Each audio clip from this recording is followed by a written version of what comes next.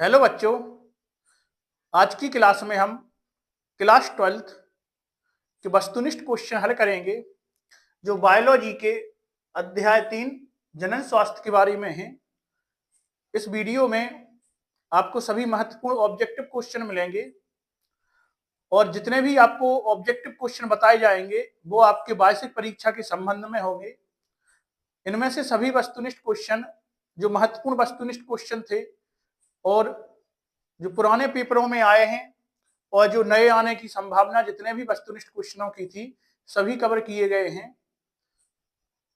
तो आपके पेपर में लगभग 30 नंबर के ऑब्जेक्टिव क्वेश्चन या 28 नंबर के ऑब्जेक्टिव क्वेश्चन आते हैं, तो उनके लिए हमने सभी महत्वपूर्ण ऑब्जेक्टिव क्वेश्चन लिए हैं। और जो हमारा तीसरा वीडियो है, अभी तक हम अध्याय 1 और 2 के डाल चुके हैं, तो आपको यदि पुराने नहीं देखे हैं तो आप प्ले लिस्ट में जाके देख सकते हैं। और जो नया अध्याय है, आज 3 अध्याय स्टार्ट करेंगे हम। इस 3 अध्याय के जितने भी अच्छे वस्तुनिष्ठ बन सकते थे, महत्वपूर्ण वस्तुनिष्ठ जो आपके वार्षिक पेपर में आने के लिए महत्वपूर्ण है, वे सभी कवर किए गए हैं। तो आप वीडियो को पूरा देखें, वीडियो को बिल्कुल भी स्किप ना करें। तो आइए स्टार्ट करते हैं। इससे पहले आप लोग वीडियो को लाइक, चैनल को सब्सक्राइब और वीडियो को शेयर जरूर करें, जिससे कि जो वीडियो है आपके सभी दोस्तों के पास पहुंच सके और जो अपनी तैयारी है सभी लोग अच्छी कर सकें। तो आइए स्टार्ट करते हैं। अध्याय 3 पाठ का नाम है जनन स्वास्थ्य। तो इस पाठ में हम जनन स्वास्थ्य के बारे में जो वीडियो है सभी वीडियो कवर करेंगे। आइए, पहला क्वेश्चन है, स्त्रियों के शरीर में फैलोपियन ट्यूब को अलग कहना कहलाता है। तो स्त्रियों के जो शरीर में फैलोपियन जो ट्यूब होती है उसको अलग करना क्या कहलाता है? तो उसको ट्यूबेक्टोमी कहलाता है। क्या कहलाता है? ट्यूबेक्टोमी। तो जो जनन के बारे में आप जानते हैं कि गर्भाशय जो होता है, उस गर्भाशय में जो अंडोत्सय होता है, अंडोत्सय के लिए जो हमें गर्भ निरोधक का प्रयोग करना होता है, तो ये कौन सी विधि है? ट्यूबेक्टोमी विधि है। तो कौन सी नली काटनी पड़ती है हमें? तो स्त्रियों के शरीर में फैलोपियन जो ट्यूब होता है उसको अलग कहते हैं हम, जिससे क्या है, इस विधि का नाम क्या है? ट्यूबेक्टोमी कहलाती है। आइए, अगला क्वेश्चन है, मध्य प्रदेश का सबसे अधिक जनसंख्या वाला शहर कौन सा है? तो जे अपना मध्य प्रदेश का जो सबसे ज्यादा जनसंख्या वाला जो शहर है वो कौन सा है? इंदौर है। आइए अगला क्वेश्चन देखते हैं हम। अगला क्वेश्चन है,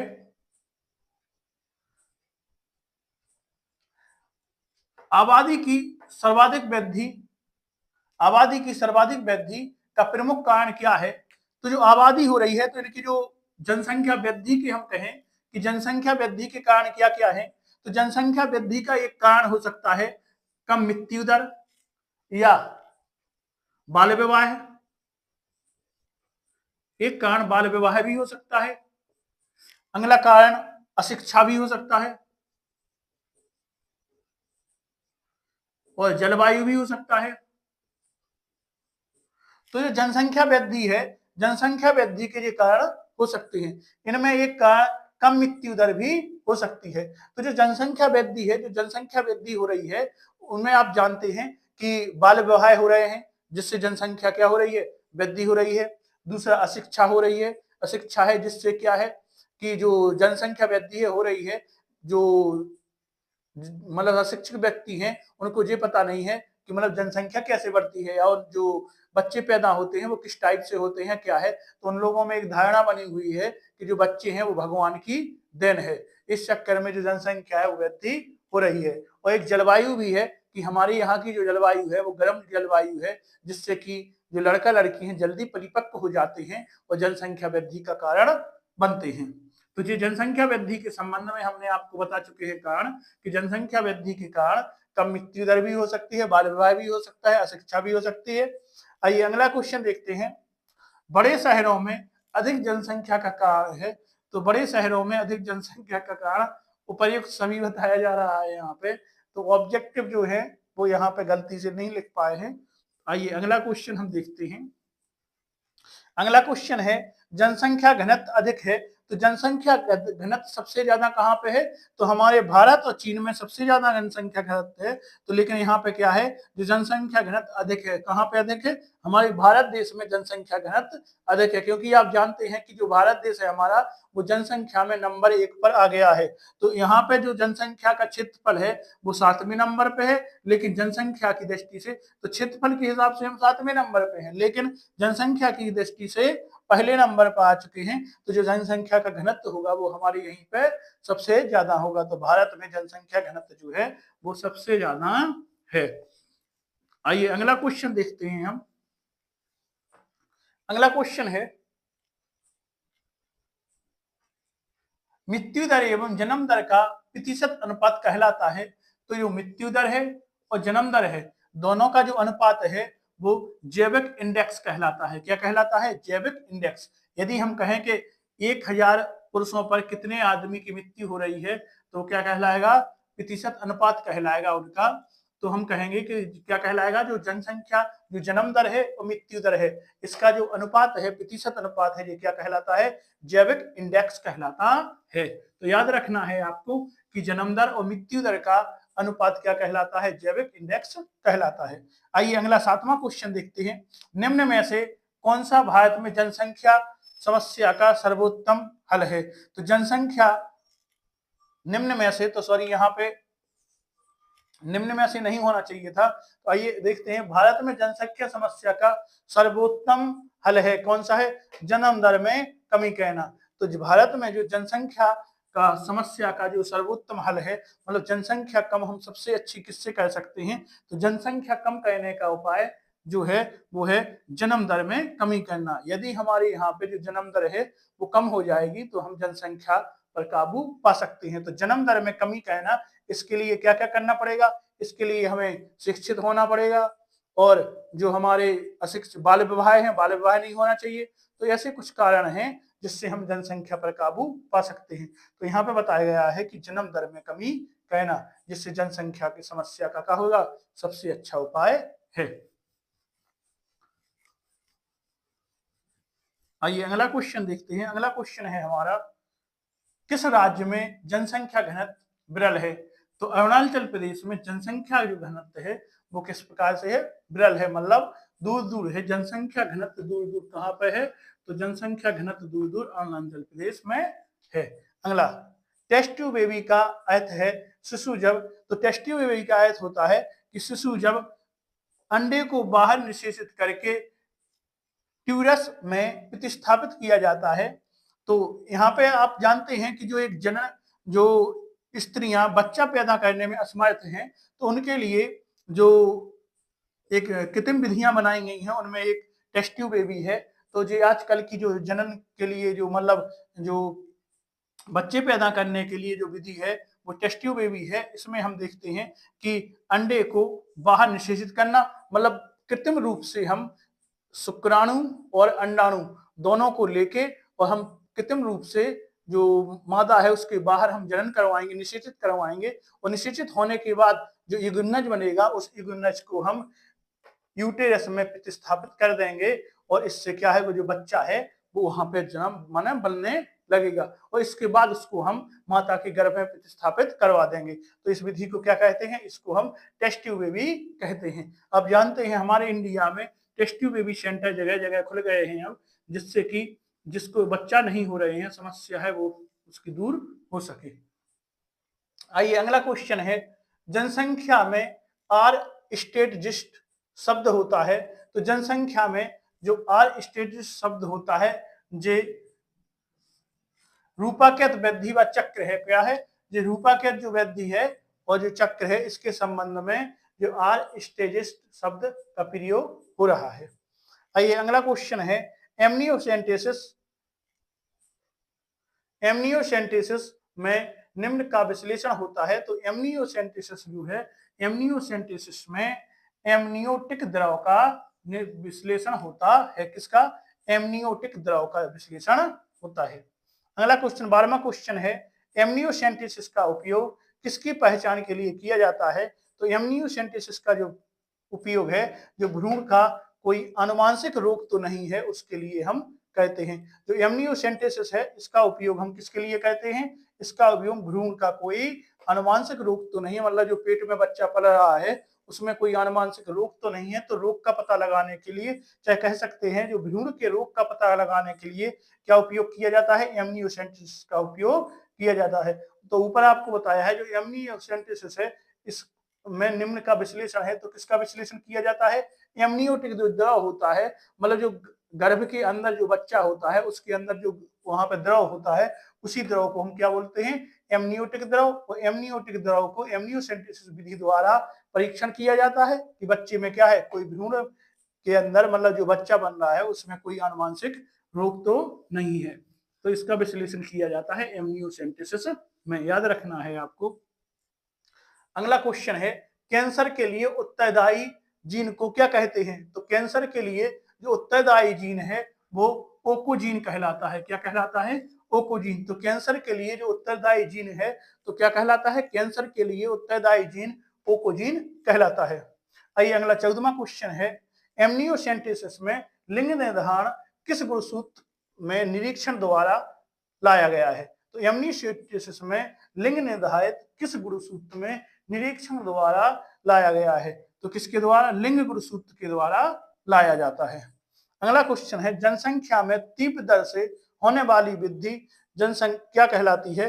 तो जनसंख्या विस्फोट कहलाता है। यदि कहीं पे जनसंख्या की वृद्धि बहुत ही तीव्र गति से होती है तो उसको हम जनसंख्या विस्फोट का नाम दे देते हैं। तो जनसंख्या की वृद्धि में तीव्र जो वृद्धि होती है, जनसंख्या की दर में तीव्रता से जो वृद्धि होती है उसको जनसंख्या विस्फोट कहते हैं।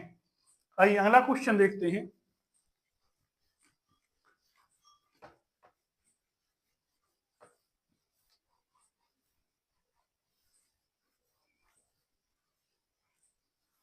अगला क्वेश्चन है भारत में जनसंख्या वृद्धि दर कितनी है?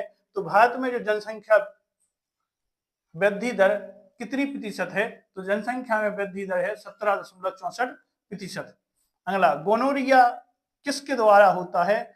तो गोनोरिया निसेरिया के द्वारा होता है। किसके द्वारा होता है? निसेरिया के द्वारा होता है। गोनोरिया जो गोनोरिया रोग है वो किसके द्वारा? निसेरिया के द्वारा होता है। अगला क्वेश्चन है गर्भ निरोधक गोलियां किसको बंद कर देनी है? तो गर्भ निरोधक जो गोलियां होती हैं वो अंडोत्सर्ग को बंद कर देती हैं। मतलब अंडोत्सर्ग नहीं होता है, जो अंडाणु है वो अंडाणु बाहर नहीं निकल पाता है, जिससे कि निषेचन नहीं हो पाता है, शुक्राणु अंडाणु से नहीं मिल पाता है। तो ये क्या है? गर्भ निरोधक जो गोलियां हैं वो स्त्रियों को खिलाई जाती हैं जिससे कि उनके जो अंडोत्सर्ग है वो ना हो सके और उनका गर्भधारण ना हो सके और जनसंख्या वृद्धि दर ना हो। तो जनसंख्या पर काबू पाने के लिए क्या किया जाता है? ये गर्भ निरोधक गोलियों का उपयोग किया जाता है। तो ये क्या करती हैं? अंडोत्सर्ग को रोकती हैं। आइए अगला क्वेश्चन है हमारा। अगला क्वेश्चन है परिवार नियोजन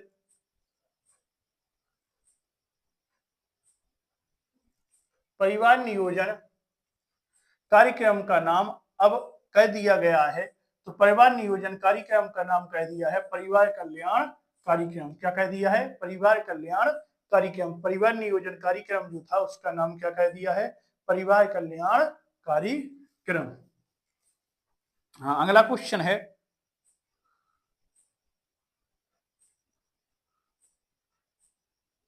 भारत का सबसे कम जनसंख्या वाला राज्य कौन सा है? तो भारत का सबसे कम जनसंख्या वाला राज्य सिक्किम है। अगला देखते हैं 21वां क्वेश्चन है भारत का सबसे ज्यादा जनसंख्या वाला राज्य कौन सा है? तो ज्यादा जनसंख्या वाला राज्य उत्तर प्रदेश है। 22वां क्वेश्चन है जनसंख्या की वृद्धि कौन सी श्रेणी में होती है? तो जनसंख्या की जो वृद्धि होती है वो गुणात्मक तरीके गुणोत्तर तरीके में होती है। कौन में? गुणोत्तर तरीके से होती है। तो जनसंख्या की जो वृद्धि होती है कौन सी श्रेणी में होती है? तो गुणोत्तर तरीके से होती है।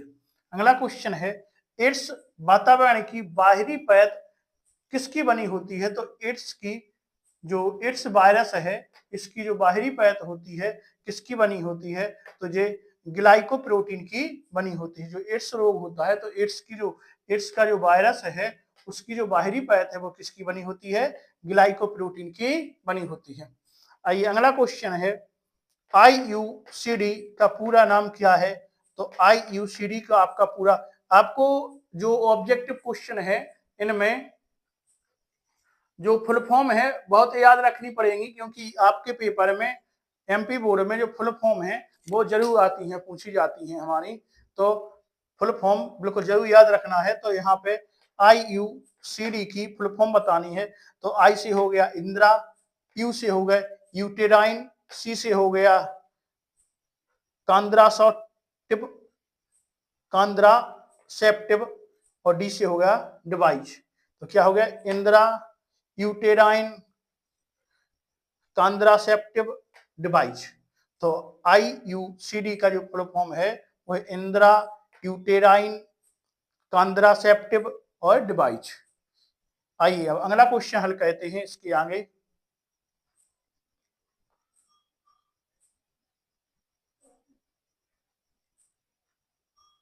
अगला क्वेश्चन है लैंगिक संपर्क से होने वाले एक रोग का नाम बताइए।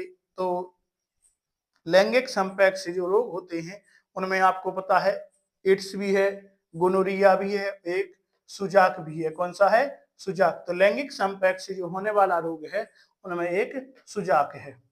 अगला क्वेश्चन है पुरुष में नसबंदी की शल्य क्रिया का क्या नाम है। तो वैसेक्टोमी। स्त्रियों में जो शल्य क्रिया का नाम है वो है ट्यूबेक्टोमी, और जो पुरुषों में नाम है वो है वैसेक्टोमी। तो वैसेक्टोमी में जो विषण से विषण नलिका है उसको काट दिया जाता है जिससे शुक्राणु बाहर न निकल पाए। आइए अगला क्वेश्चन है,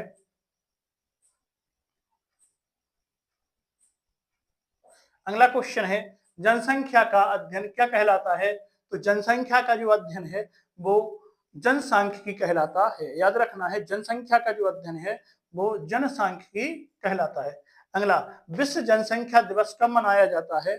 तो विश्व जनसंख्या दिवस 11 जुलाई को मनाया जाता है। कब मनाया जाता है, 11 जुलाई को मनाया जाएगा। अगला 29वां क्वेश्चन है फैलोपियन नलिका में भ्रूण का अंतररोपण क्या कहलाता है। तो फैलोपियन नलिका में जो भ्रूण का अंतररोपण है वो क्या कहलाता है, वो कहलाएगा एक्टोपिक प्रेगनेंसी। क्या कहलाएगा, एक्टोपिक प्रेगनेंसी।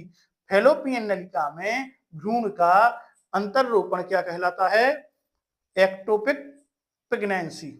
अगला क्वेश्चन देखेंगे, 30वां क्वेश्चन देखते हैं हम। 30वां क्वेश्चन है कितने वयस की अवस्था किशोरावस्था कहलाती है। तो 13 से लेकर 18 वर्ष की जो अवस्था है वो किशोरावस्था कहलाती है। कितने वर्ष की अवस्था, 13 वर्ष से 18 वर्ष के बीच की जो अवस्था होती है वो किशोरावस्था कहलाती है। आइए 31वां क्वेश्चन देखते हैं, मानव जनसंख्या वृद्धि का सिद्धांत किसने दिया था। तो मानव की जनसंख्या वृद्धि का जो सिद्धांत है वो थॉमस आर माल्थस ने दिया था। किसने, थॉमस आर माल्थस ने दिया था जनसंख्या वृद्धि का जो सिद्धांत है। इसके बाद आइए अगला क्वेश्चन 32वां क्वेश्चन देखते हैं, एड्स की जांच करने वाले टेस्ट का क्या नाम है। जिससे एड्स की जांच की जाती है उसका नाम है एलाइजा टेस्ट। कौन सा, एलाइजा टेस्ट कहते हैं एड्स की जांच करने वाले टेस्ट को। तो उसको क्या कहेंगे, एलाइजा टेस्ट। आइए अगला क्वेश्चन देखते हैं, अगला 33वां क्वेश्चन देखेंगे। 33वां क्वेश्चन है GIFT गिफ्ट का पूरा नाम क्या है। तो GIFT गिफ्ट का जो पूरा नाम है वो है गैमीट इंट्रा फैलोपियन ट्रांसफर। क्या है, गैमीट इंट्रा फैलोपियन ट्रांसफर। तो जो गिफ्ट का पूरा नाम हो गया है। आइए 34वां क्वेश्चन देखते हैं, परिवार नियोजन को अब किस नाम से जाना जाता है। तो परिवार कल्याण के नाम से जाना जाता है, ऊपर पढ़ चुके हैं। अगला क्वेश्चन है सेंट्रल ड्रग रिसर्च इंस्टीट्यूट कहाँ स्थित है। तो सेंट्रल ड्रग रिसर्च इंस्टीट्यूट जो है वो लखनऊ में स्थापित है। कहाँ पे स्थापित है, लखनऊ में। आइए अगला क्वेश्चन देखते हैं हम, 36वां क्वेश्चन हमारा है। 36वां क्वेश्चन है हफ्ते में एक बार ली जाने वाली गर्भ निरोधक गोली का क्या नाम है। तो हफ्ते में जो एक बार गर्भ निरोधक ली जाती है वो सहेली है। सबसे पहले जो गर्भ निरोधक गोलियों में नाम आता है वो सहेली का आता है। परिवार नियोजन के नाम से जो परिवार कल्याण जो योजना चली थी सरकार के द्वारा लाई गई थी कि जिससे जनसंख्या वृद्धि पर रोक लगाई जाए, तो उसके संबंध में जो आंगनबाड़ी केंद्र होते हैं तो सरकार ने सबसे पहले सहेली गर्भ निरोधक गोली का प्रयोग किया था। कौन सी गोली लाई गई थी, सहेली गर्भ निरोधक गोली लाई गई थी। आइए अगला क्वेश्चन है 37वां क्वेश्चन है, दो ऐसे कारण दीजिए जिसमें जनसंख्या अनियंत्रित रूप से बढ़ जाती है। तो कम उम्र में विवाह और शिक्षा, अगर शिक्षा नहीं है और कम उम्र में विवाह हो जाता है तो क्या है, जनसंख्या वृद्धि दर हो जाती है, अनियंत्रित हो जाती है। तो यहाँ पे अशिक्षा होना चाहिए, क्या होगा, अशिक्षा, या हम कहें कि शिक्षा नहीं है तो जिससे भी क्या होगा, गर्भ निरोधक, मतलब जो गर्भ है जनसंख्या वृद्धि दर का कारण बन सकता है। तो कम उम्र में विवाह होना और शिक्षा होना ही क्या है, जनसंख्या वृद्धि के कारण हो सकते हैं। अगला, मालाडी और एन में कौन सा रासायनिक गर्भ निरोधक पाया जाता है। तो मालाडी जो होता है और एन, या मालाडी कहें या माला एन कहें, में कौन सा रासायनिक गर्भ निरोधक पाया जाता है। तो उसमें एस्ट्रोजन एवं प्रोजेस्टेरोन हार्मोन्स पाए जाते हैं। कौन कौन, एस्ट्रोजन एवं प्रोजेस्टेरोन हार्मोन्स पाया जाता है जो गर्भ निरोधक में सहायक होते हैं। तो गर्भ निरोधक गोलियों में जो मालाडी है, ये भी एक गर्भ निरोधक गोली है। तो इसमें क्या क्या होता है, इसमें रासायनिक तत्व होता है एस्ट्रोजन और प्रोजेस्टेरोन। आइए अगला क्वेश्चन देखते हैं, 39वां क्वेश्चन देखते हैं, कंडोम के उपयोग के कोई एक लाभ बताइए। तो आप जानते हैं कि जो कंडोम होता है, तो कंडोम यौन संचित रोगों से बचाव कराता है। क्या है, यौन संचित रोगों से हमारा बचाव कराता है। तो जब जनन करना चाहिए तो किसका यूज करना चाहिए, कंडोम का यूज करना चाहिए, और कंडोम के यूज करने से जनसंख्या भी नियंत्रित होती है। आइए अगला क्वेश्चन देखते हैं, 40वां क्वेश्चन है हमारा, एसटीडी का संपूर्ण रूप क्या है।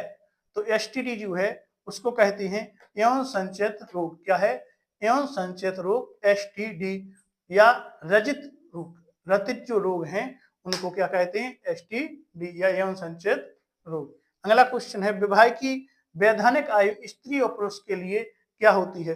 तो स्त्री के लिए 18 होती है और पुरुषों के लिए 21 सुनिश्चित की गई है। आइए अगला क्वेश्चन देखते हैं, अगला 42वां क्वेश्चन है हमारा, दो एसटीडी के नाम लिखिए जो संदूषित रक्त में संचित होते हैं। तो दो एसटीडी का नाम बताइए जो संदूषित रक्त में संचित होते हैं। तो एक तो है एड्स, दूसरा है हेपेटाइटिस बी। क्या है, हेपेटाइटिस बी और एड्स, ये कौन से दो रोग हो गए हमारे, एसटीडी के रोग हो गए हैं। आइए अगला 43वां क्वेश्चन है, लैंगिक संपर्क से होने वाले कोई दो रोग बताइए। तो एक तो आप पढ़ चुके हैं सिजाक, दूसरा सिफिलिस। तो सिफिलिस और सिजाक दोनों क्या है, लैंगिक संपर्क से होने वाले रोगों के नाम हैं। अगला देखते हैं, 44वां क्वेश्चन है हमारा, 44वां क्वेश्चन है, HIV एवं एड्स का संपूर्ण रूप क्या है। तो HIV का है ह्यूमन इम्यूनोडिफिशियंसी वायरस, एस से ह्यूमन, आई से इम्यूनोडिफिशियंसी, भी से वायरस। इसी प्रकार से एड्स का है एक्वायर्ड इम्यूनोडिफिशियंसी सिंड्रोम। तो एड्स का आपको फुल फॉर्म याद रखना है और HIV का भी फुल फॉर्म याद रखना है। अगला 45वां क्वेश्चन है, पुरुष में नसबंदी की शल्य क्रिया का क्या नाम है। तो आप देख चुके हैं कि पुरुषों में जो नसबंदी है उसको हम वेसेक्टोमी कहते हैं और स्त्रियों की जो नसबंदी होती है उसको ट्यूबेक्टोमी कहते हैं। आइए अगला क्वेश्चन है हमारा, महिलाओं में फैलोपियन नलिका को काटकर बांधने की शल्य क्रिया विधि मतलब ट्यूबेक्टोमी कहलाती है, या यही हमारी जो है वो नसबंदी कहलाती है। आइए अगला क्वेश्चन है, 47वां क्वेश्चन है, जन्म से पूर्व ही भ्रूण की संभावित आनुवांशिक बीमारी से पता करने की तकनीक क्या है। तो ये भी हम देख चुके हैं, एमनियोसेंटेसिस है जो भ्रूण की जो आनुवांशिक जो तकनीक है, मतलब बीमारी का पता लगाने की, जो आनुवांशिक बीमारी का पता लगाने की तकनीक है उसको क्या कहते हैं, एमनियोसेंटेसिस। आइए अगला क्वेश्चन है हमारा, ZIFT जिप्ट का पूरा नाम क्या है। तो ZIFT का पूरा नाम है जाइगोट इंट्राफैलोपियन ट्रांसफर, जाइगोट इंट्राफैलोपियन ट्रांसफर। तो ये ZIFT का फुल फॉर्म हो गया है। अगला क्वेश्चन है, यौन संचित रोग का कारण होते हैं। तो यौन संचित रोग के कारण यहाँ पे भी गलती से उपयुक्त सभी आ गए हैं। तो यौन संचित रोगों के कारण आप जानते हैं कि एक तो असुरक्षित तरीके से जन्म करना या बहुत से लोगों के साथ संबंध बनाना, यह क्या है, यौन संचित रोगों के कारण हो सकते हैं। असुरक्षित तरीके से जनन करने से भी यौन संचित रोग फैलता है और एक से अन्य व्यक्तियों के साथ संबंध बनाने से भी यौन संचित रोग फैलता है। आइए अगला क्वेश्चन है, गोनोरिया रोग निम्न के द्वारा होता है। तो गोनोरिया रोग जो है वो जीवाणु के द्वारा फैलता है। किसके द्वारा फैलता है? जीवाणु के द्वारा फैलता है। अगला क्वेश्चन है, कॉपर टी। कॉपर टी क्या है? तो अवरोध का कार्य कहती है। मतलब हम कह सकते हैं कि जो गर्भ निरोधक में एक उपयोग की जाती है तो कॉपर टी का भी उपयोग किया जाता है, कंडोम का भी उपयोग किया जाता है। तो कंडोम का उपयोग पुरुषों के लिए किया जाता है, लेकिन जो कॉपर टी का उपयोग है ये स्त्रियों के लिए किया जाता है गर्भ निरोधक के रूप में। तो गर्भ को निरोधक मतलब गर्भ ना हो इसलिए काय का प्रयोग करते हैं? कॉपर टी का प्रयोग। तो यह अवरोध का कार्य कहती है। किसका कार्य करेगी? अवरोध का। आइए अगला क्वेश्चन है, अगला क्वेश्चन देखते हैं। 52वां क्वेश्चन है हमारा, जन्म नियंत्रण की एक विधि है। तो जन्म नियंत्रण की एक विधि क्या है? आईयूडी जन्म नियंत्रण की एक विधि कहलाती है।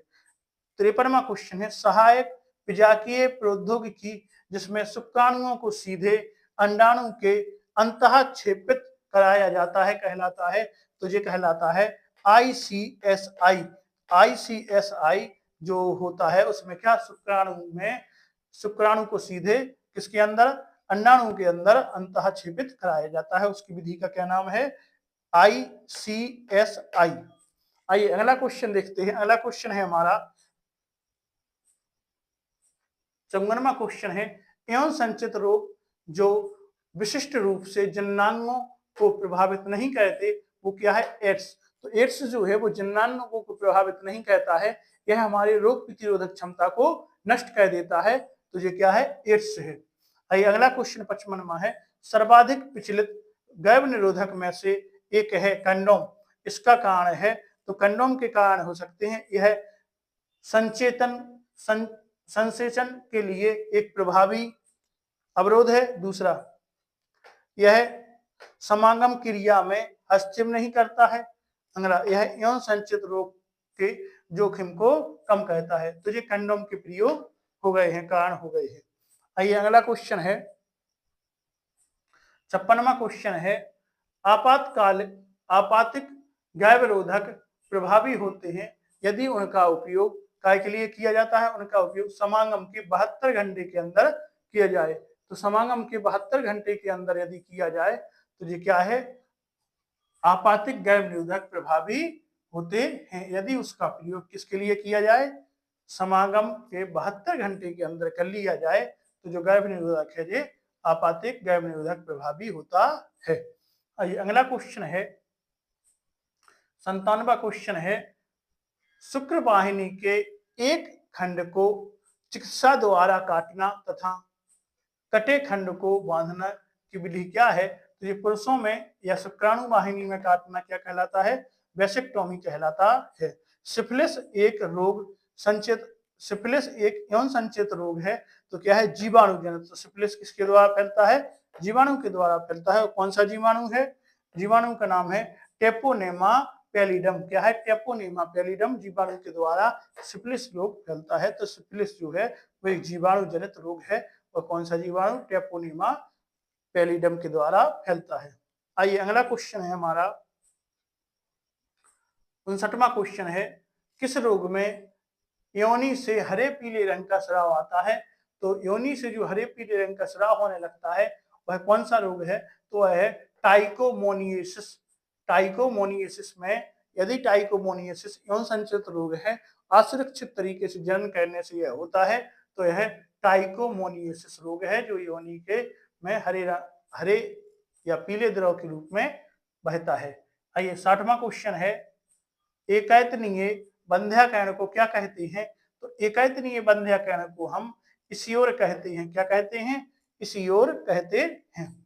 आइए अगला क्वेश्चन है, गर्भपात की शल्यक विधि में केवल कितने सप्ताह तक के गर्भ को निकाला जाता है? तो गर्भपात की जो शल्यक विधि होती है इसमें 20 सप्ताह तक के गर्भ को बाहर निकाला जा सकता है। कौन सी विधि में? शल्यक विधि में केवल कितने सप्ताह तक के शिशु को बाहर निकाला जाता है? तो 20 सप्ताह के शिशु को बाहर निकाला जाता है। आइए अगला क्वेश्चन देखते हैं हम 62वां क्वेश्चन है, गोनोरिया रोग कहाँ होता है? तो गोनोरिया रोग जो है वो है मूत्र मार्ग में होता है।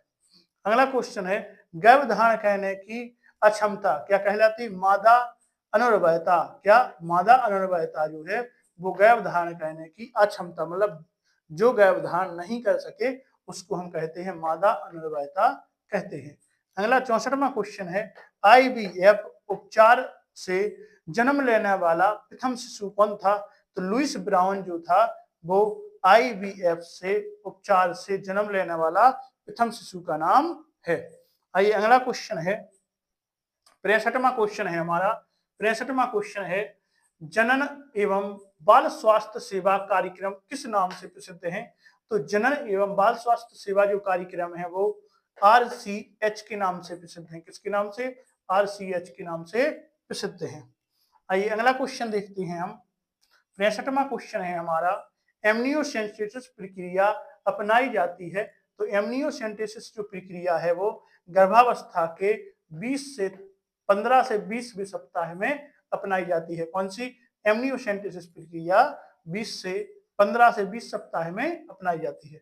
अगला 67वां क्वेश्चन है अंतः गर्भाशयी युक्तियां कौन सी हैं? तो अंतःशयी जो गर्भाशयी युक्तियां हैं वो है औषधि रहित IUD, तांबा मोचन IUD या हार्मोन मोचन IUD। तो ये अंतः गर्भाशयी युक्तियां कहलाती हैं। आइए अगला क्वेश्चन है हमारा 68वां क्वेश्चन है एड्स रोग फैलता है। तो एड्स रोग जो है वो HIV वायरस के द्वारा फैलता है। किसके द्वारा? वायरस के द्वारा फैलता है। अगला प्रसव पूर्व स्वैच्छिक रूप से गर्भ के समापन को क्या कहते हैं? तो MTP कहते हैं। क्या है? प्रसव पूर्व स्वैच्छिक रूप से गर्भ के समापन को क्या कहते हैं? MTP कहते हैं। चिकित्सही सगर्भता समापन। क्या है? चिकित्सही सगर्भता समापन। प्रसव पूर्व स्वैच्छिक रूप से गर्भ के समापन, मतलब जो गर्भ है बच्चा आ गया है उसको यदि निकालना है बाहर तो उसको हम क्या कहते हैं? प्रसव पूर्व, मतलब जो 9 महीना है 9 महीने के पहले ही हम बच्चे को बाहर निकाल दें तो उसको हम क्या कहते हैं? MTP चिकित्सही सगर्भता समापन। अगला क्वेश्चन है हमारा 70वां क्वेश्चन है कृत्रिम रूप से निषेचित भ्रूण को मादा के गर्भाशय में स्थापित करना क्या कहलाता है? तो यह विधि ZIFT। इसमें जो है युग्मनज अंतः फैलोपियन स्थानांतरण कहता है।